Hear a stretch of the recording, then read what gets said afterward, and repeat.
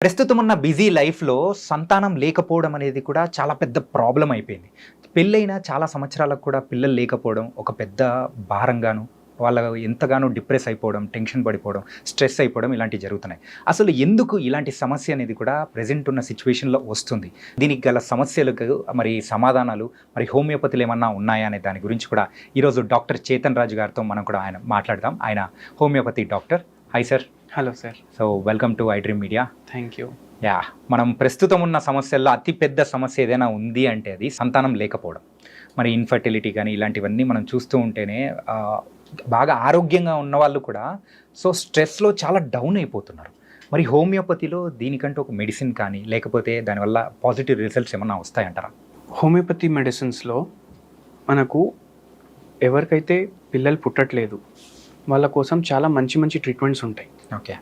And ఎన్నో years నుంచి try చేస్తున్నారు, పిల్లలు పుట్టట్లేదు. ఇప్పుడు మన క్లినిక్లో కేసెస్ ఉన్నాయి. ఐవీఎఫ్ చేయించుకున్న తర్వాత కూడా వాళ్ళకు ఎన్నోసార్లు ఫెయిల్ అవుతుంది. అను చాలా వరకు వింటున్నాం. పాజిటివ్ రిజల్ట్స్ అనేది రావట్లేదు. వస్తాయి, బట్ మన ఫేట్ కూడా ఉంటుంది కదా.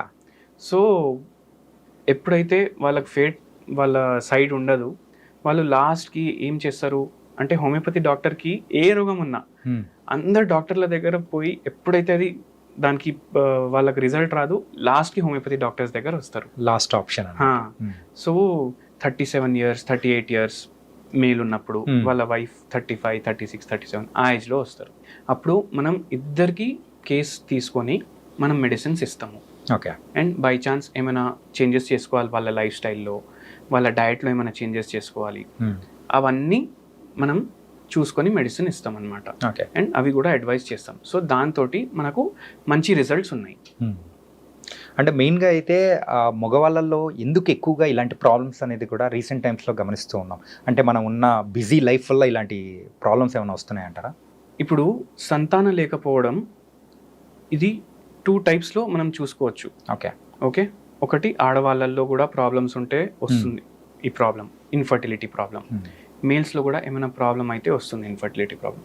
ఒక్కొక్కసారి ఇద్దరిలో ప్రాబ్లం ఉంటుంది. అయితే ఈ ప్రాబ్లం ఇప్పుడు ఎందుకు పెరుగుతుంది? ఒకటి మనం జస్ట్ థింక్ చేద్దాం. ఒక 50 years లేదంటే ఒక 70 years బ్యాక్ వెళ్దాం. మన గ్రాండ్ పేరెంట్స్ టైంలో వాళ్ళకు 5 6 10 మంది అలా ఉంటుండే. అండ్ వాళ్ళ మ్యారేజెస్ కూడా అర్లీగా అవుతుండే, అంటే మరీ అర్లీగా అయిపోతుండే. ఇప్పుడు అబ్బాయి 15 years, అమ్మాయి 11 years 12 years ఉన్నప్పుడే మ్యారేజెస్ అయిపోతుండే. దాని తర్వాత కొంచెం ట్రెండ్ చేంజ్ అయింది ఒక 30 years బ్యాక్, 40-50 years బ్యాక్. అప్పుడు ఏమైంది, ఇప్పుడు అబ్బాయి 10th పాస్ అయిండు, మెట్రిక్ కంప్లీట్ చేసిండు, అప్పటికి 17 years 16 years అయిపోయింది. ఇప్పుడు పెళ్ళి చేయించాలి అబ్బాయికి, ఎందుకంటే దాని తర్వాత వాళ్ళకి జాబ్స్ వస్తుండే, లేకపోతే ఏదైనా ఫ్యామిలీ బిజినెస్ కానీ అట్లా చేసుకుంటుండే. సో 18 yearsకి అబ్బాయిల పెళ్ళి అయిపోతుండే, అమ్మాయిల పెళ్ళి 15 years. మళ్ళీ ఆ ఏజ్ పెరిగింది. ఎందుకు? ఇప్పుడు గ్రాడ్యుయేషన్ వరకు చదువుతున్నారు అబ్బాయిలు, గవర్నమెంట్ జాబ్ కోసం ట్రై చేస్తున్నారు. సో 21-22 ఆ ఏజ్లో మ్యారేజెస్ అవుతుండే. అమ్మాయి ఏజ్ అప్పుడు 16 years 18 years. ఇప్పుడు ఎలా అయిపోయింది, అబ్బాయి 10th పాస్ అవ్వాలి, గ్రాడ్యుయేషన్ చేయాలి, పోస్ట్ గ్రాడ్యుయేషన్ చేయాలి, దాని తర్వాత జాబ్ తెచ్చుకోవాలి. జాబ్ తెచ్చుకున్న తర్వాత ఒక కార్ ఉండాలి, ఒక బిల్డింగ్ ఇల్లు ఉండాలి, దాని తర్వాతనే ఎవరైనా అమ్మాయిని ఇస్తారు. అండ్ అమ్మాయిల కేసులో ఏమైపోయింది, సేమ్ థింగ్, గ్రాడ్యుయేషన్ బీటెక్ చేయాలి, దాని తర్వాత మాస్టర్స్కి యూఎస్ వెళ్ళాలి, దాని తర్వాత వాళ్ళ ఏజ్ సెటిల్ అయినప్పుడు వరకు 25-26 అట్లా అయిపోతుంది. దాని తర్వాత పెళ్లి సంబంధాలు, దానికి ఒక 2 years ప్రాసెస్. దాని తర్వాత పెళ్ళి అయిపోయిన తర్వాత ఏమవుతుంది, అరే మనం ఇప్పుడే మ్యారేజ్ అయింది కదా, మనం ఒక 2-3 years గ్యాప్ తీసుకుందాం, దాని తర్వాత ప్లాన్ చేద్దాం పిల్లల కోసం అనేసి అంట. అప్పటికి అమ్మాయి ఏజ్ 30+ అయిపోతుంది, అబ్బాయి ఏమో 33-34. ఎందుకంటే ఇన్ జనరల్ ఇద్దరికి 3-4 years గ్యాప్ ఉంటుంది. దీంట్లో ఏమైపోతుంది అంటే ఎప్పుడైతే మనం మిడ్ ఏజెస్లో వచ్చేస్తాం కదా, అంటే 30 దాటిన తర్వాత మన ఫర్టిలిటీ తగ్గిపోతుంటుంది విత్ ఏజ్. ఓకే. అబ్బాయిలు 33కే పెళ్లి చేసుకుంటున్నారు, 35కి వాళ్ళు పిల్లలు ప్లాన్ చేస్తే వాళ్ళ స్పెర్మ్ కౌంట్ కూడా తగ్గిపోతుంది ఆ టైంకి. ఓకే. సో దానివల్ల ఇన్ఫర్టిలిటీ ఎక్కువ అవుతుంది. అదొక రీజన్. సెకండ్ రీజన్ ఏంటంటే ఇప్పుడు మనం ఫుడ్ తీసుకుంటాం కదా, మన తెలుగు స్టేట్స్ ఏవైతే ఉన్నాయి highest consumption of non veg food ఇక్కడే ఉంటుంది. సో చికెన్ ఫార్మ్స్ కూడా చాలా ఎక్కువ ఉంటాయి. లేయర్స్ ఉంటాయి, అక్కడ బాయిలర్స్ ఉంటాయి. Yeah. అంటే లేయర్స్ అంటే they give only eggs, broilers అంటే చికెన్ కోసం వాడతారు. ఇప్పుడు వారానికి 2-3 సార్లు అయితే మనం నాన్ వెజ్ కన్జ్యూమ్ చేస్తాం, చాలా మంది గుడ్లు అయితే డైలీ కన్జ్యూమ్ చేస్తాం. సో దీంట్లో ఏమవుతుందంటే ఆ కోడి తొందరగా రెడీ అవ్వాలి అనేసి వాళ్ళు హార్మోన్స్ వాడుతున్నారు అక్కడ. ఓకే. అవి ఏమైపోతాయి, మనం అదే కోడిని కుక్ చేసుకొని తింటాం. ఆ హార్మోన్ చికెన్ బాడీలో పోయింది కదా, అది బాడీలో ఉండిపోతుంది, అది చనిపోతే కూడా అట్లనే మళ్ళీ మన బాడీలో ట్రాన్స్ఫర్ అవుతుంది. ఓకే. సో అది మన ఫుడ్ చైన్లో ఎంటర్ అయిపోయింది. దానివల్ల మన బాడీలో హార్మోనల్ ఇంబ్యాలెన్సెస్ వస్తాయి, అబ్బాయిలకు కూడా వస్తాయి, అమ్మాయిలకు కూడా వస్తాయి. దానివల్ల కూడా ఇన్ఫర్టిలిటీ ఒక కాజ్ అయిపోతుంది. ఓకే. దాని తర్వాత ఇప్పుడు అన్ని దేశాల కన్నా ఎక్కువ జనాభా ఎక్కడుంది, ఇండియాలోనే. ఇండియాలో హైయెస్ట్ పాపులేటెడ్ కంట్రీ ఇప్పుడు. సో మన ఫుడ్ నీడ్స్ కూడా అట్లనే ఉంటాయి. అంటే ఒక స్థలం ఉంది, దాంట్లోకి వెళ్ళి ఎంత ఫుడ్ రావాలి దానికన్నా ఎక్కువ ఫుడ్ మనం తీస్తాం. సో దానికోసం ఎక్కువ ఫర్టిలైజర్ స్ప్రే చేస్తాం, ఎక్కువ పెస్టిసైడ్లు స్ప్రే చేస్తాం. ఓకే. సో దాని తర్వాత మనకు పంట ఎక్కువ వస్తుంది, అట్లా మనకు సరిపోతుంది. అయితే ఆ పెస్టిసైడ్ ఫర్టిలైజర్ కూడా ఫుడ్ చైన్లో వెళ్ళిపోతుంది, ఇదంతా మన బాడీలో పోతుంది. దీనివల్ల కూడా ఇన్ఫర్టిలిటీ ఎక్కువ అవుతుంది. ఇన్ఫర్టిలిటీనే కాదు, దీనివల్ల డయాబెటీస్ కేసులు, ఒబేసిటీ కేసులు, ఓకే, అవన్నీ ఎక్కువ అవుతున్నాయి. Chronic diseases, life style diseases ఏవైతే ఉంటాయి. దాని తర్వాత మనం బట్టలు వేసుకుంటాం కదా, ఇప్పుడైతే మనం బట్టలు కొంటాం, అప్పుడు మనం అరే బాగానే ఉంది క్లాత్, ఇట్లా టచ్ చేసి చూస్తాం, కానీ ఆ క్లాత్ దేంతో తయారు అయింది అని మనం ఎప్పుడు ఆలోచించము. ఇప్పుడు మీరు ఈ షర్ట్ వేసుకున్నారు, మీరు కొన్నప్పుడు చూసారా దాంట్లో ఎంత % కాటన్ ఉంది? లేదు, చూడలేదు కదా. For example 50% cotton, 50% polyester. Polyester అంటే ఏంది? ఇదొక సింథటిక్ ఫైబర్. సింథటిక్ ఫైబర్ అంటే it is like plastic, it is a petroleum product. అంటే పెట్రోల్ ఎప్పుడైతే మనం తీస్తాం అప్పుడు మనకు సింథటిక్ ఇవి పాలియస్టర్, నైలాన్, రేయాన్ ఇవన్నీ తయారైతాయి కదా, ఇవన్నీ అక్కడి నుంచే వస్తాయి. ఓకే. సో మనం వేసుకునే బట్టలు బై ఛాన్స్ 100% పాలియస్టర్ అంటే మనం 100% ప్లాస్టిక్ వేస్తున్నాం. ప్లాస్టిక్ వేసుకున్నట్టు. ఇది మనం వాష్ చేస్తామా? ఇది మనం వాష్ చేసినప్పుడు ఈ ప్లాస్టిక్ ఏమవుతుంది, సీవేజ్లో వెళ్ళిపోతుంది, మైక్రో ప్లాస్టిక్ లాగా అయిపోతుంది. అది మూసీ నదిలో పోతుంది, మూసీ నది ఏమో కృష్ణా నదిలో కలుస్తుంది. మళ్ళీ అక్కడున్న చేపలు కూడా మనం తింటాం, అవి ఆ చేపల బాడీలో కూడా పోతాయి కదా. అట్లా ఎవరి బాడీలో అయినా ఇప్పుడు ఒక క్రెడిట్ కార్డ్ ఉంటుంది కదా, అంత ప్లాస్టిక్ ఉంటుంది వాళ్ళ బాడీలో. సో ఈ ప్లాస్టిక్ పోవడం వల్ల infertility cases, diabetes cases, cancer cases ఇవన్నీ అందుకే పెరుగుతున్నాయి ఇప్పుడు. ఓకే. సో ఇన్ జనరల్ ఈ కాజెస్ ఉన్నాయి. కానీ ఇప్పుడు మేల్స్ ఉంటారు, ఫీమేల్స్ ఉంటారు, వాళ్ళ బాడీలో ఎటువంటి చేంజెస్ వస్తాయి? ఫీమేల్స్ బాడీలో ఏమో ఓవరీస్ ఏమో ఎగ్ రిలీజ్ చేస్తాయి ఎవ్రీ మంత్, ఒకసారి లెఫ్ట్ ఒకసారి రైట్. సో ఏమవుతుంది, ఆ ఎగ్ ప్రొడక్షన్ డిస్టర్బ్ అవుతుంది. ఎందుకు? పాలిసిస్టిక్ ఓవేరియన్ డిజీజ్ అనేసి ఒక డిజీజ్ ఉంటుంది. ఓకే. అది అవుతే పీరియడ్ సరిగా రాకపోవడం, డిలేడ్ పీరియడ్స్ అవ్వడం, నెలలో 2-3 సార్లు పీరియడ్స్ రావడం, పీరియడ్స్ వస్తే 11 days 12 days బ్లీడింగ్ అవ్వడం, అటువంటి చేంజెస్ వచ్చేస్తాయి. ఇవన్నీ పీసీఓఎస్ కింద, లేకపోతే PCOD and PCOS both are same.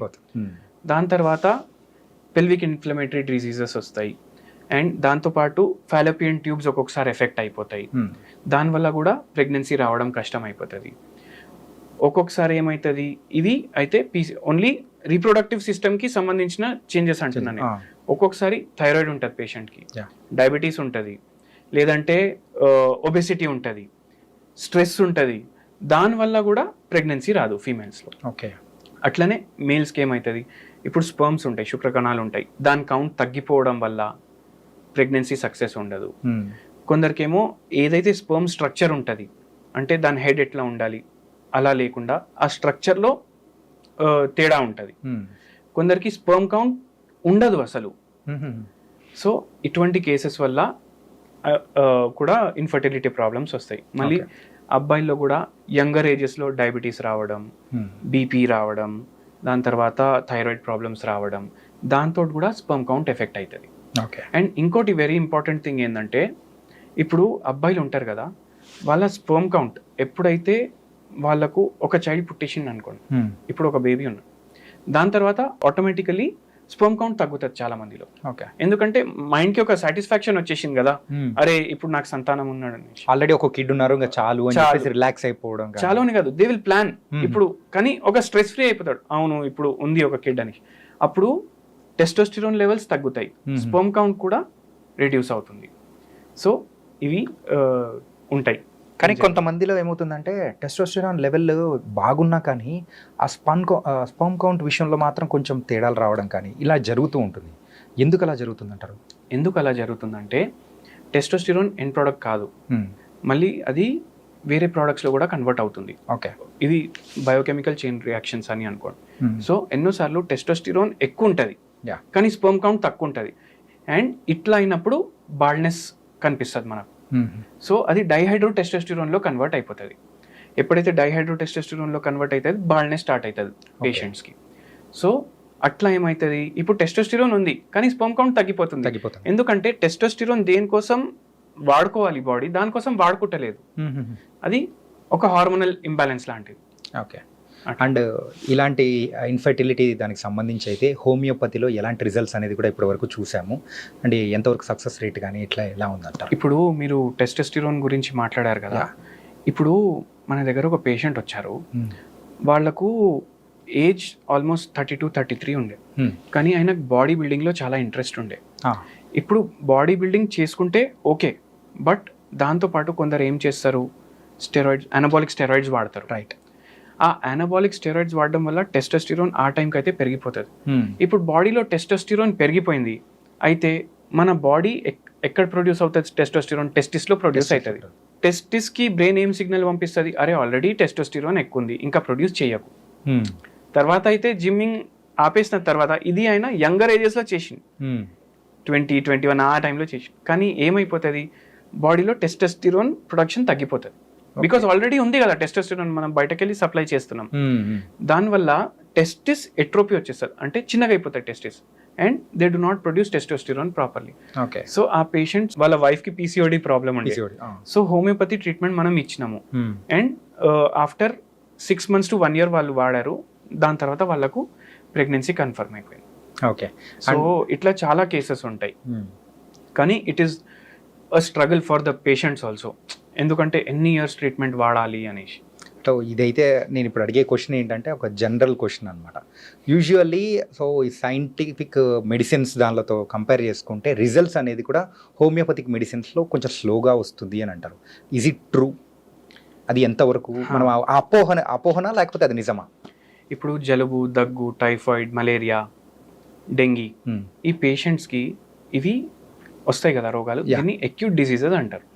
ఈ రోగాలు వచ్చినప్పుడు ఎవ్వరు హోమియోపతి డాక్టర్స్ దగ్గర ఎక్కువ ఓరు, తెలిసిన వాళ్ళు వస్తారు. సో ఇటువంటి రోగాల కోసం వస్తే 2 రోజులు 3 రోజుల్లో తగ్గిపోతుంది ఆ రోగం. మన దగ్గర ఎక్కువ పేషెంట్స్ క్రానిక్ ప్రాబ్లమ్స్ తోటే వస్తారు. సో క్రానిక్ ప్రాబ్లమ్స్ వాళ్ళకి ఐదర్ లైఫ్ టైం ఉంటాయి, లేదంటే ఎన్నో ఇయర్స్ నుంచి ఆల్రెడీ ఉంటాయి వాళ్ళ బాడీ. సో ఎన్నో ఇయర్స్ నుంచి ఉన్న ప్రాబ్లం కొన్ని రోజుల్లో అయితే తగ్గదు కదా, వారం రోజుల్లో 10 రోజుల్లో అయితే తగ్గదు. సో అందుకే 6 months, 8 months, 1 year అట్లా వాళ్ళు వాడితే వాళ్ళకు తగ్గిపోతుంది, స్లోగా తగ్గుతుంది కానీ తగ్గుతుంది. టోటలీ రివర్స్ అవుతాయి ఎన్నో రోగాలు. అండ్ లైఫ్ టైం మెడిసిన్ వాడడం కన్నా ఒక 1 year, 2 years మెడిసిన్ వాడడం బెటర్ కదా.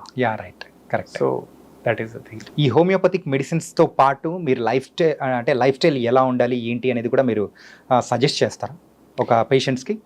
Infertility, not an infertility, in general homoeopathic దాంట్లో ఇప్పుడు మనిషికి ఏం రోగాలు లేవు అనుకోండి, మనిషి 8 hours to 9 hours పడుకుంటున్నాడు, ఫిజికల్ యాక్టివిటీ చేస్తున్నాడు, కరెక్ట్ ఇంట్లోనే వంట చేసినవి తింటున్నాడు అంటే ఆ మనిషికి రోగాలే రావు. Okay. Present so chronic diseases కానీ ఏ డిసీజెస్ అయినా కానీ ఎలా వస్తున్నాయో మీరు చాలా చక్కగా చెప్పారు సార్. నిజంగా బయట ఫుడ్ కానీ ఇలా బోల్డ్ అన్ని రీజన్స్ ద్వారా మన లైఫ్ స్టైల్లో ఎలాంటి పర్సన్ అంటే ఉన్నాయో దానికి తగ్గట్టు చెప్పారు. Really thank you so much sir. Thank you.